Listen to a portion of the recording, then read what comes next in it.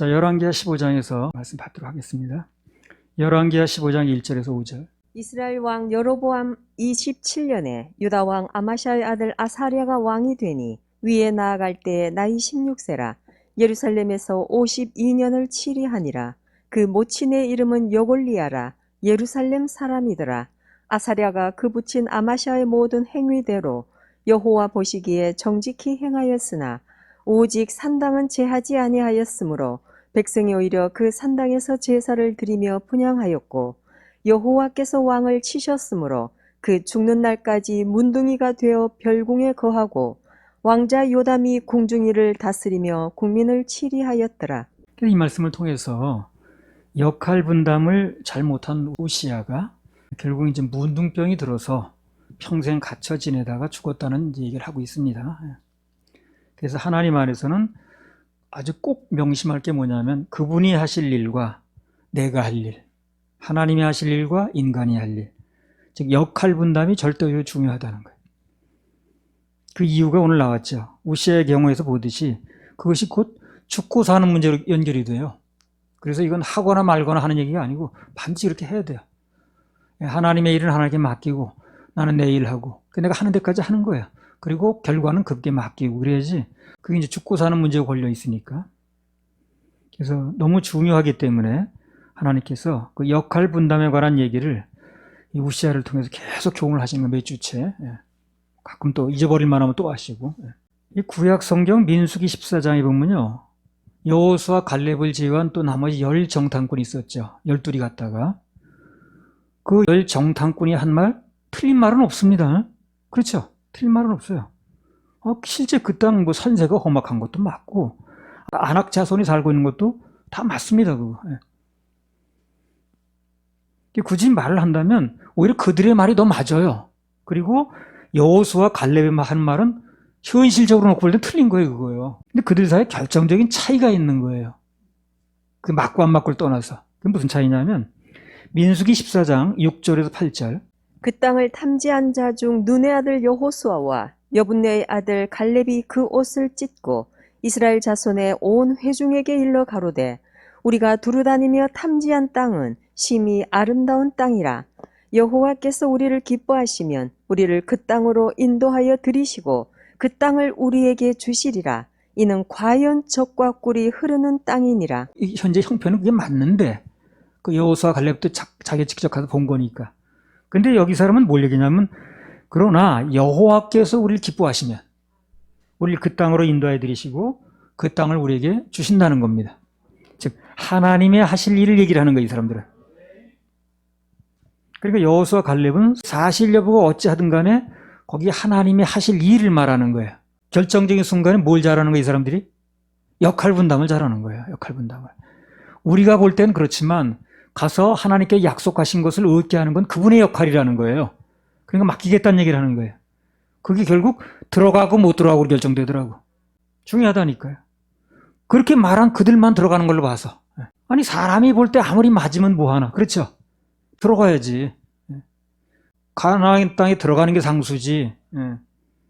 오늘 아무리 사람들이 뭐 상식에 맞네 안 맞네 뭐 자기 신학에 뭐 맞네 안 맞네 그런 얘기하면 뭐합니까? 천국에 들어가야 되는 거지. 그잖아요? 그 신학에 맞으면 뭐하냐고. 우리 상식하고 안 맞는데 우리 신학하고 안 맞는데 그거 맞으면 뭐하는데 천국에 들어가느냐가 중요한 거지. 현재 실상하고 맞냐 안 맞냐 따지면 뭐하냐니까. 가나안 땅에 들어가는 게 중요한 거지. 근데 실제 하나님 일하실 걸 믿어줘서 말했던 역할 분담을 했던 여호수아 갈렙은 가나안 땅에 들어가더라는 거예요. 근데 그 나머지는 숫자에 관계없이 못 들어갔다는 거예요. 그럼 우리 답을 얻은 건데 뭘 그래.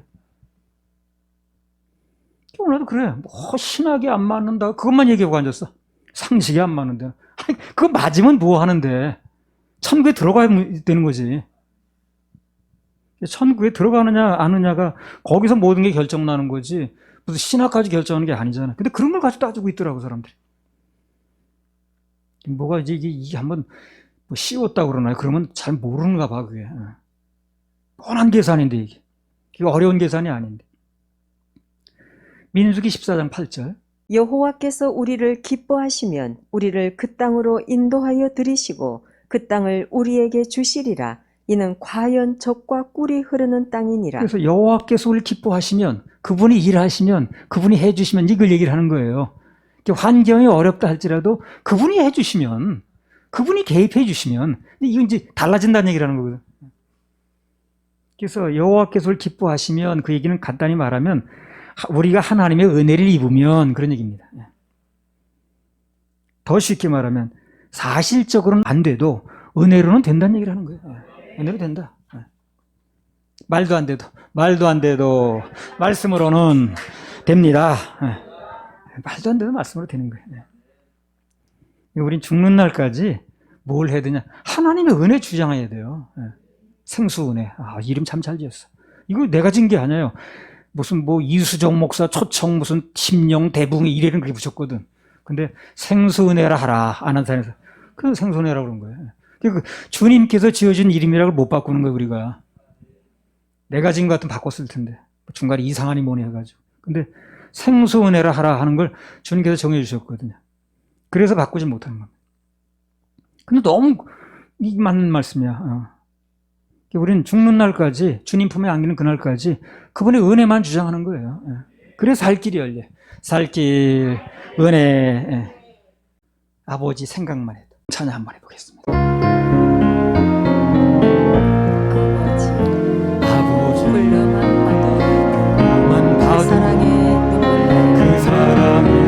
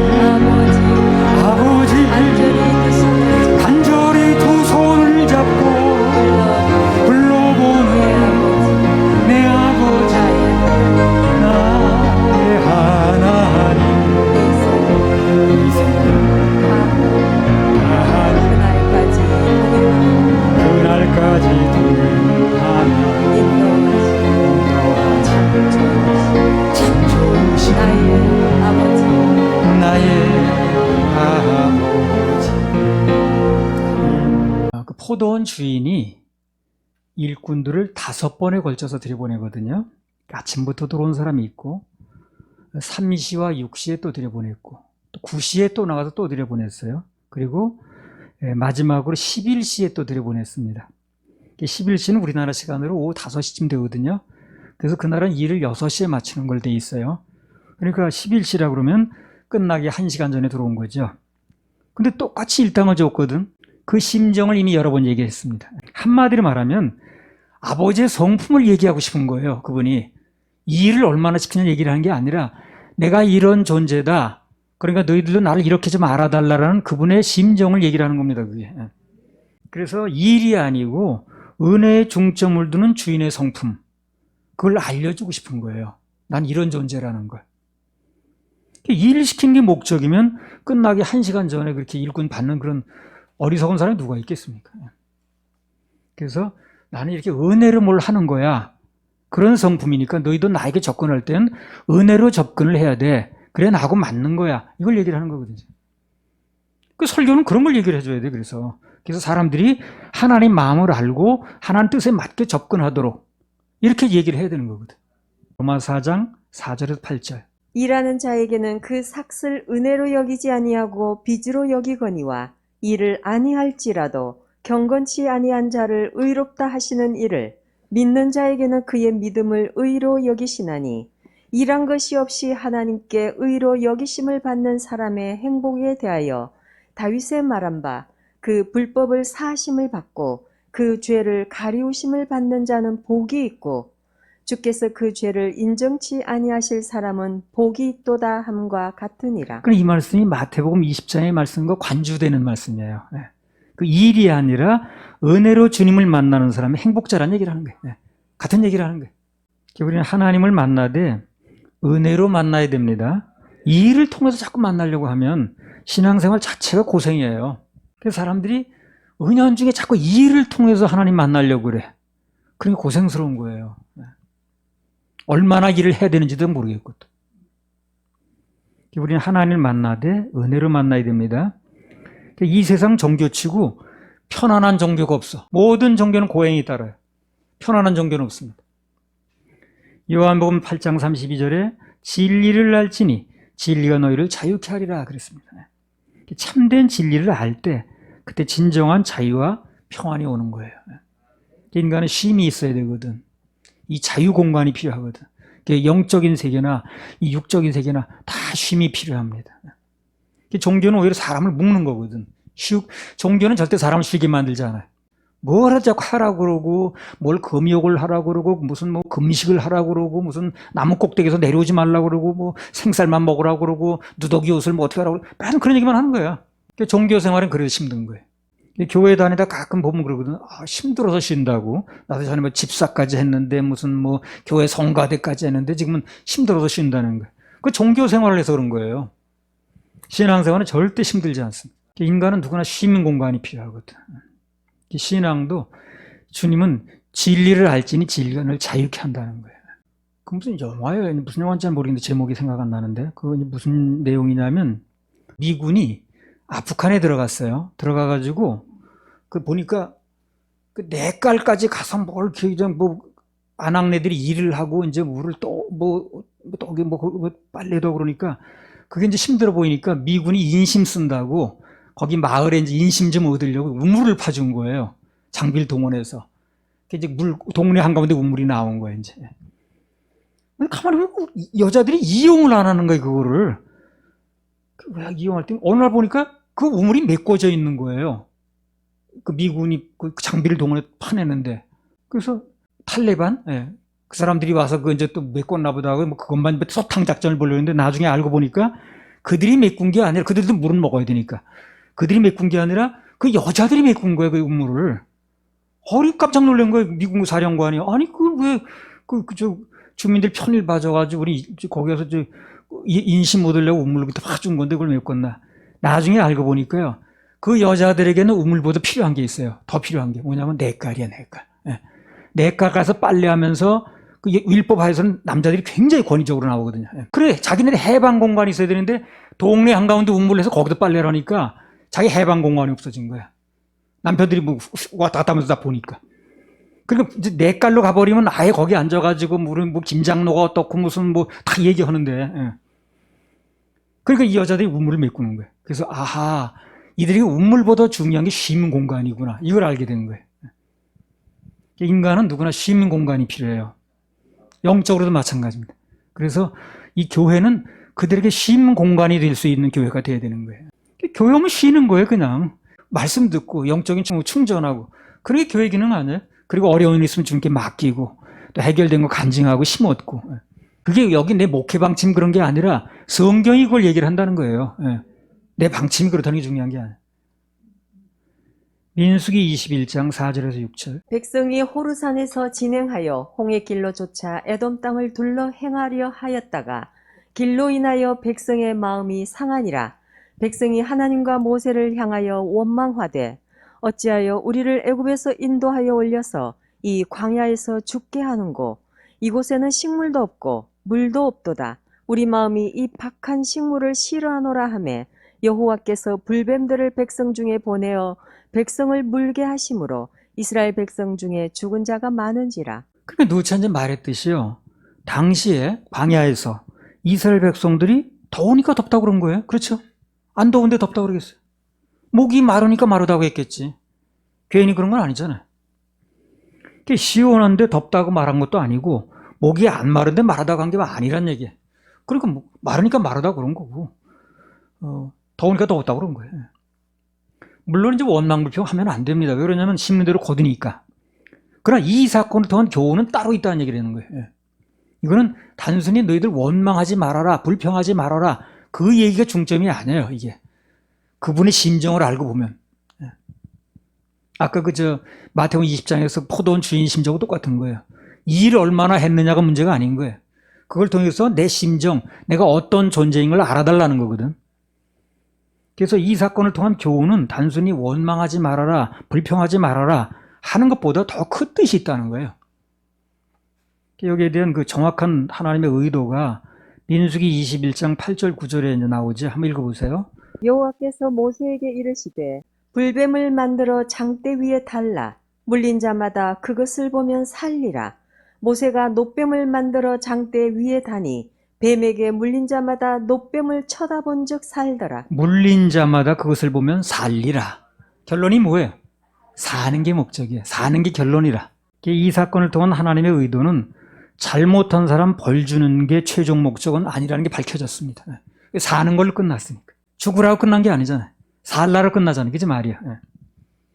그래서 한마디로 말하면 원망하고 불평하다가 불뱀에 물린 인생들아, 장대에 달린 놋뱀을 쳐다보라는 거예요. 그럼 거기에 살 길이 있다는 겁니다. 간단히 말하면 살라의 중점이 있어요. 요한복음 3장 13절에서 15절. 하늘에서 내려온 자 곧 인자 외에는 하늘에 올라간 자가 없느니라. 모세가 광야에서 뱀을 든 것 같이 인자도 들려야 하리니 이는 저를 믿는 자마다 영생을 얻게 하려 하심이니라. 예. 그 당시 그 장대에 달린 놋뱀이 정확하게 우리 대신 십자가에 달려서 모든 저주를 대신 받으신 예수 그리스도를 모형한다는 거예요. 예. 그리고 원망 불평하지 말라. 그게 중점이 아니라 예수님 바라보면 산다는 게 중점이라. 원망 불평을 안 하는 게 맞지만 그러나 살다 보면 어쩔 수 없이 하는 경우가 생기거든. 그런데 그때마다 구원의 주여 온전케 하시는 예수를 바라보는 게 중요하다는 얘기를 하는 거예요. 그럼 산다고 그랬으니까. 그래서 제대로 살아라, 올바로 살아라 그게 복음이 아니고 비록 그렇게 못 살았어도 주님 바라보면 산다는 게 복음이라. 복음을 얘기를 하는 거예요. 복음을. 교회는 바로 그걸 전해서 사람들이 믿어질 때 듣는 사람들이 살아나는 겁니다. 그게 믿어지면 심령이 살아나요. 어떤 형편에 있든 한 주간에 뭘 하고 살았든 이런 얘기를 들으면 이 심령이 살아나는 거죠. 율법 안에 데리고 간 사람은 나무 한 번에 써도 죽었지만 안식일에. 그러나 예수님 앞에 나온 여자는 간음을 하고 나와도 살아났습니다. 예수 앞에 나오면 산다는 얘기를 하는 거예요. 사시기 바랍니다, 여러분요. 누가복음 15장에 나온 탕자 비유 있죠. 마찬가지입니다. 다 그런 얘기예요, 결국에. 물론 탕자가 아버지 품을 떠나지 않았으면 좋았겠죠. 안 떠났으면 좋겠죠. 그리고 떠난 걸 어떡하겠어요? 그걸 통해서 주님께서 하시고자 하는 말씀은 따로 있는 겁니다. 만약 탕자가 아버지를 떠나지 않는 게 중점이라면, 그렇다면 탕자 칭찬할 일은 있어요. 그럼 아버지 마음을 나타낼 길은 없겠죠. 그리고 탕자가 안 떠나는 게 중점이 아니라니까요. 그럼 탕자 칭찬은 있지만 그러나 아버지 칭찬 높여드릴 일은 없잖아요. 그걸 사람들이 몰라 지금. 이게 무슨 얘기인지 몰라 사람들이. 그게 탕자가 나가지 말란 얘기만 하지 그걸 통해서 아버지가 드러나는 얘기를 모르는 거야. 그 탕자가 아버지 안 떠나는 게 중점이면 그 탕자 칭찬할 일만 있지 아버지의 은혜를 나타낼 일이 없잖아요. 탕자 칭찬하는 게 중요한 게 아니고요. 아버지가 돋보이는 게 중요한 거예요. 그렇지 않습니까? 설교는 사람이 뭘 해가지고 사람 칭찬하는 자리가 아니에요. 하나님의 은혜를 얘기를 해서 하나님이 돋보이게 하는 자리라. 아, 우리 하나님 그렇게 좋으신 분이구나. 그렇게 넓으신 분이구나. 그렇게 한량없는 은혜를 가지신 분이구나. 그걸 나타내는 게 중요한 거예요. 그렇잖아요? 사람 잘한 거 칭찬해가지고 그걸 하는 게 중요한 게 아니잖아요. 그 사건을 통한 하나님의 심정은 그걸 통해서 아버지의 은혜를 얘기하고 싶은 거예요. 근데 사람들이 그걸 몰라. 그래서 사람들은 뭐 하지 말아라, 뭐 하면 안 된다, 이 얘기만 하지. 그것만 하고 앉았지, 그걸 통해서 하나님의 마음이 어떻다는 걸 얘기를 못해. 그분의 마음을 모르는 거예요. 똑바로 살라는 게 중점이 아니고요, 아버지의 은혜를 달라는 겁니다. 그게. 지난번 어떤 목사의 글처럼 지난주에 얘기했죠.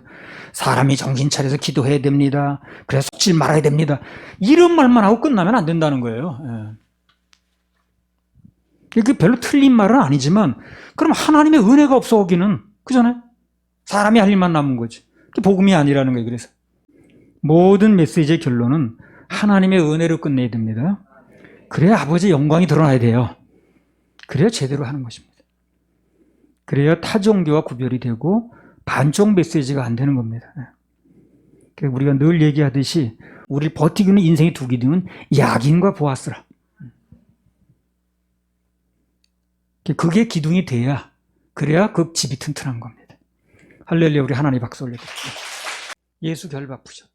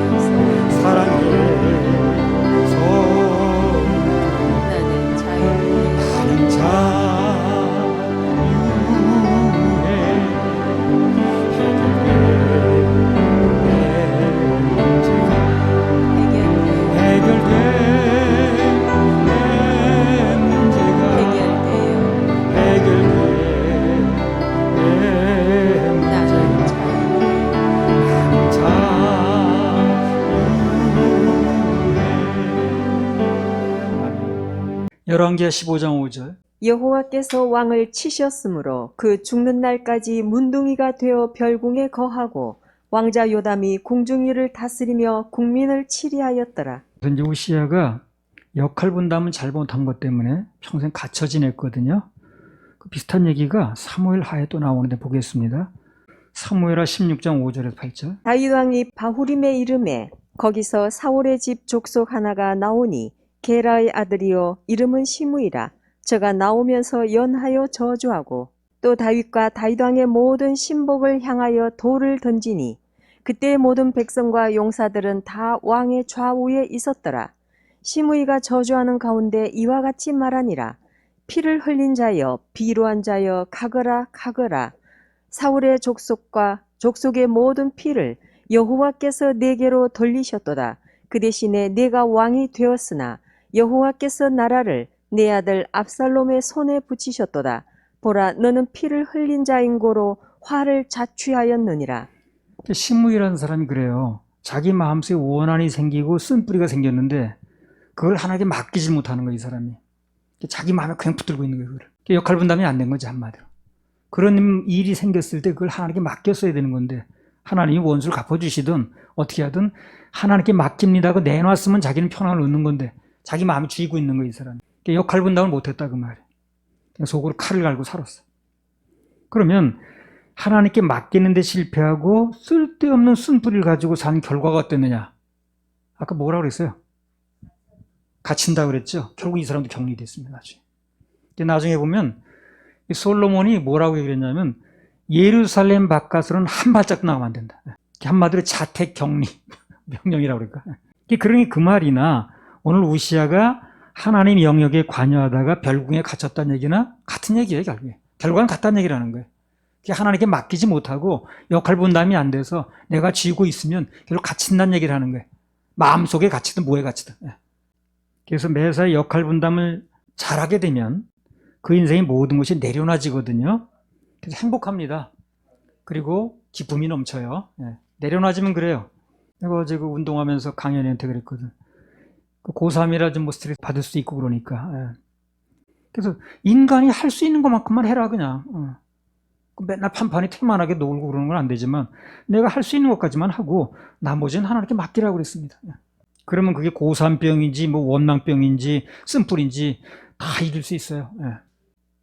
그래서 하나님께 맡기지 못해서 오는 병들입니다. 그게 다. 고3도 맡기면 돼요 그냥. 그럼 고3병에 걸릴 리가 없어요. 내가 쥐고 있으니까 고3병이야. 누가 뭐 생활고 때문에 어쩌다 그러는데 생활고도 주님께 맡겨보세요 그냥. 아무튼 하나님께 맡기지 못하고 역할 분담을 잘못하면 결국 맨날 근심 걱정에 갇히는 거예요 그게. 그래가지고 격리된 인생을 살게 되는 겁니다. 자유가 없다니까. 그래서 맡겨질 게 안 맡겨지면은 꼭 누가 담을 쌓고 나를 가둬서 가둔 게 아니라 내 마음에 갇힌다니까. 반대로 매사에 야긴 그가 세우셨다. 보아스 그 안에 능력이 있다. 그 두 가지 기둥이 잘 세워지는 사람은 인생이 자유롭게 됩니다. 별궁에 갇히는 일이 전혀 없어요. 내 마음속에 갇히는 일도 전혀 없습니다. 항상 자유해. 그래서 하나님께서 우리 역할 분담을 잘못한 그 우시아를 통해서 귀한 교훈을 이제 들려주고 계시는 건데, 역할 분담에 실패한 우시아는 결국 별궁에 갇혀서 아주 쓸쓸하고, 왕도 아니야 그때부터 고독하고 처량하고 기쁨 없는 인생을 살다가 갔다는 겁니다. 역할 분담을 잘못하는 그 우시아 같은 그런 인생을 살게 되면 결국 격리된다는 거. 교훈을 우시아를 통해서 중요한 교훈을 하시는 겁니다. 자, 근데 우리가 여기서 한 가지 덧붙여보고 나갈 게 뭐냐면, 그 잘 나가던 우시아가 왜 그렇게 인생에 실패하게 됐냐는 거예요. 그 되는 데는 되는 이유가 있고, 안 되는 데는 또 원인이 있거든. 그래서 우선 그걸 말하기 전에, 그가 우선 잘 나갈 때, 뭔가 잘 풀릴 때는 무엇 때문에 잘 됐는가, 그걸 먼저 알 필요가 있어요. 그걸 알면 우시아의 실패 이유를 우리가 알 수가 있어. 그 사람이 잘 나갈 때, 정말 무슨 아주 그냥 나라가 부강하고 뭔가 잘 풀릴 때 그 사람이 무엇 때문에 잘 됐는가, 그걸 알게 되면 이 실패 이유가 나온다니까요.